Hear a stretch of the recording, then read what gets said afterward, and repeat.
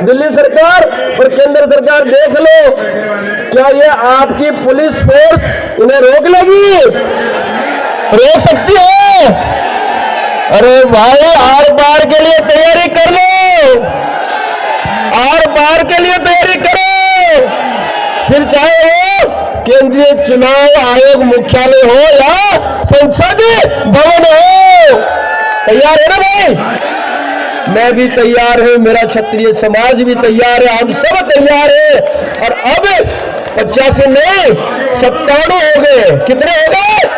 97, क्योंकि 85 में अब क्षत्रिय भी जुड़ गए और जैन भी जुड़ गए।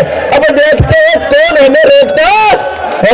बहुत बहुत शुक्रिया। दिल्ली को खत्म करने के लिए जब मैदान में उतरे ही हैं तो इसके लिए आर पार की तैयारी से उतरे हैं। और अब तो क्षत्रिय समाज भी, करणी सेना उनके साथ खड़ी है। और करणी सेना तो आप जानते हो क्या करती है, आर पार की बात करती है। तो जो आदेश उनका होगा पूरे भारत में कर देंगे। अरे सब आप देखते जाइए, जो आदेश होगा उस पर काम बिल्कुल युद्ध स्तर पे होगा। और इस बार चुनाव में जो भी आदेश दिया जाएगा उनके द्वारा, उस पर आप कार्रवाई भी आप खुद ही वक्त के साथ देख लेना।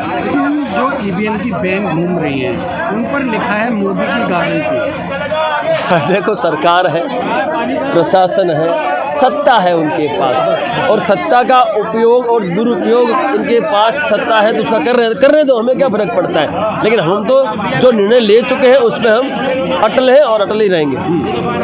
ईवीएम बंद होगी? क्यों नहीं होगी? क्यों नहीं होगी? 2015 से बिल्कुल क्यों नहीं होगी। अरे तो क्यों नहीं, जब कदम बढ़ाया है तो मंजिल अवश्य हमको मिलेगी, क्यों नहीं मिलेगी। ऐसा है, आज आदरणीय वामन मेश्राम जी की अध्यक्षता में दिल्ली जंतर मंतर पर ईवीएम हटाओ देश बचाओ के विषय पर आज बड़ा महामोर्चा का आयोजन किया गया और वो सफल रहा।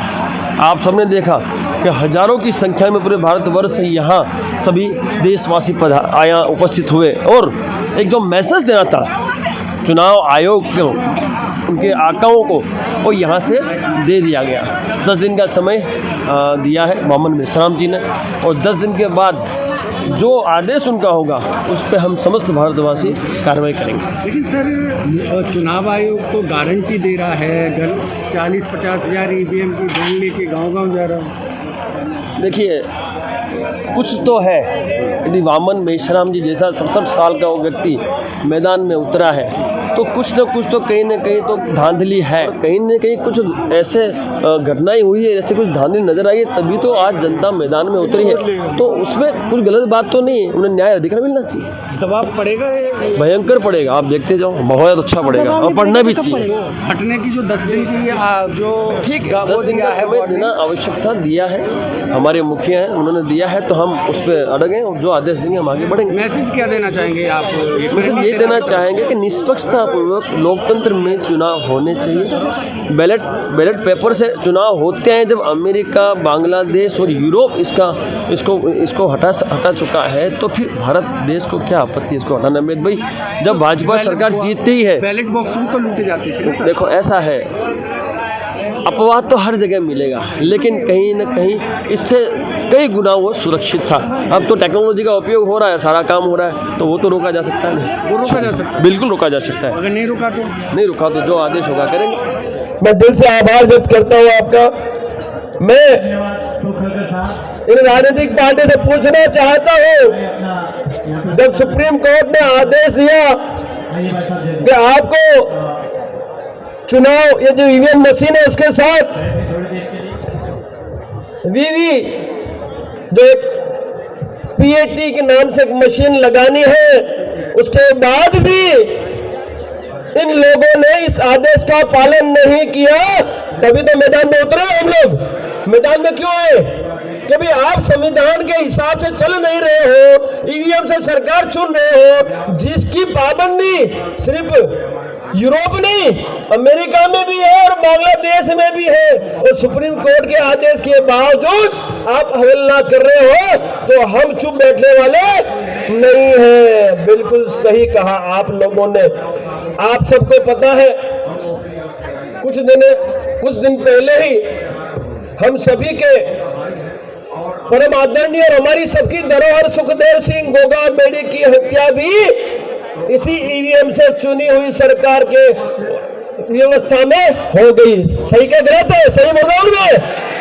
ईवीएम से चुनी हुई सरकार थी राजस्थान की, और सरकार बनने से पहले इन्होंने वो हत्या को अंजाम देने में कहीं न कहीं बू आ रही है राजनीति की। नहीं आ रही है आपको? आ रही है ना बू? भाई 1 महीने से ऊपर हो गया, अभी तक ये जो दोषी है वो गिरफ्तार क्यों नहीं हुए? आपने एनआईए को तपास जो जांच थी सौंप दी, तो क्या एनआईए का फर्ज नहीं बनता कि सारी गिरफ्तारियां हो जाए? बनता है कि नहीं बनता है? बनता है ना भाई, वो भी तो अपना ही थे भाई। सुखदेव सिंह गोगामेड़ी जी भी तो सर्व समाज के लिए काम कर रहे थे, हम सब के लिए काम कर रहे थे। तो मेरा आपसे यही निवेदन है कि अब हमें इन सरकारों को जवाब देना होगा। बिल्कुल साहब पधार चुके हैं, तो मैं चाहता हूं साहब का स्वागत करें। मैं ज्यादा समय नहीं लूंगा, इतना ही कहूंगा कि आज हम निर्णय लेके ही मैदान छोड़ेंगे। बहुत बहुत शुक्रिया, धन्यवाद। और दोस्तों एक चीज कहूंगा, चमत्कार के लिए नमस्कार नहीं होता, होता है क्या नमस्कार? चमत्कार दिखाना पड़ेगा, जिसको जिस भाषा में जवाब चाहिए देना होगा, और दे के रहेंगे। जय मूलवेद, जय छात्र। बहुत बहुत शुक्रिया दोस्तों, धन्यवाद।